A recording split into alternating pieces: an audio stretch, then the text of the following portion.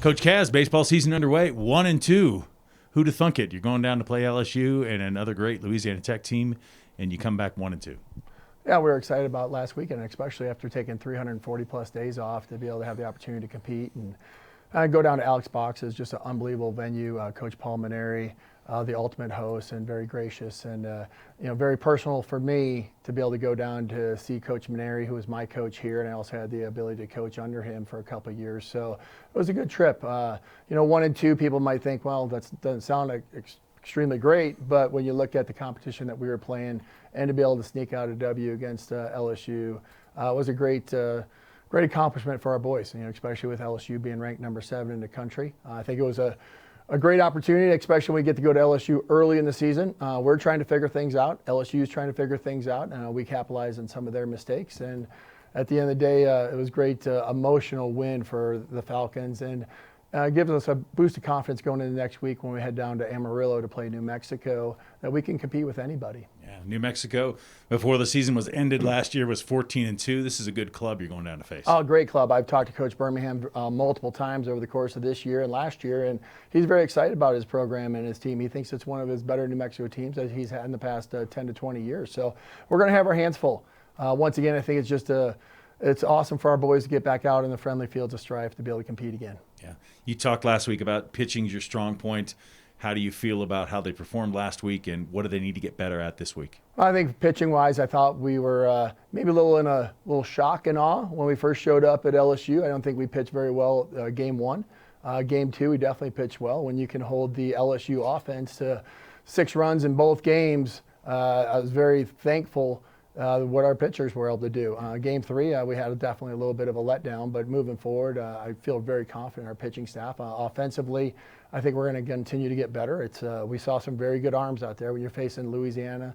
When you're facing La Tech and Louisiana and LSU, I mean, hell, they're going to be good. And we definitely face some really good arms, but that's what we're going to expect in our conference as well. So hopefully our offense is going to come around. Definitely we're going to have to minimize the number of times we don't put the ball in play. So we got to put the darn ball in play and make things happen. And when we did win against LSU, they booted the ball around a little bit. So that's going to be all week. We're going to be working on a 2-strike approach and ensuring that we're putting the darn ball in play. Yeah. New Mexico, a change of venue, but thankful to play, I'm sure. What kind of atmosphere do you expect in not playing in the Lobos home? I think it's an advantage for us. At least we're going to go to a neutral site and play. We're going to head out to Amarillo, and you're in Texas, so fans are going to be authorized to come to the game, which is going to be a cool environment. I don't think we're going to have that many people in Amarillo, but at least there are going to be some people in the stands, and we're not going to be totally shut down. And I hope folks that are military or have any want to or desire to come watch baseball, come on out and watch the Falcons play against New Mexico and Amarillo. And we're going to play at a beautiful facility, brand new facility. And I think it's just a cool environment. Once again, just for the boys to be able to get out and compete again is a win. And of course, it's our opening weekend for conference, and this is going to be a huge weekend for us to set the tone for the rest of the year. So hopefully the Falcons do well. Normally you have a lot more time to prepare for conference play with a lot more non-conference games. Do you feel like your team is ready? But is anybody ready? Right? I don't think anybody's ready. Yeah. I mean, we're all trying to figure it out, who can and who can't. And that's whether it's offensively, whether it's defensively, whether it's pitching. We're all trying to figure out who, the nuances of your lineup and your starting lineup and who can again.